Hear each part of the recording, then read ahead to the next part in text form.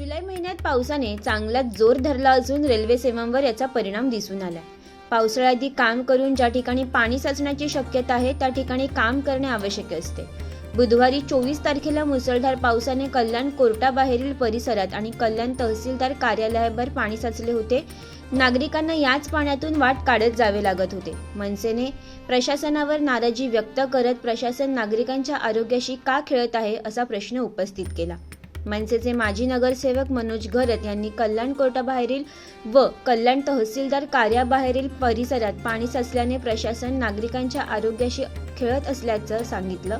या पाण्यातून चालताना लेप्टोस्पायरोसिस होण्याची शक्यता नाकारता येत नाही. 2005 साली महापुरात कल्याण डोंबिवलीतील अनेकांना या रोगाची लागण झाली होती.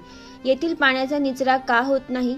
पावसाळ्यापूर्वी येथील काम का केले नाही याचे उत्तर नागरिक मागत असून प्रशासनाला जाग कधी येणार असा प्रश्न मनसे माजी नगरसेवक घरत यांनी उपस्थित केला आहे.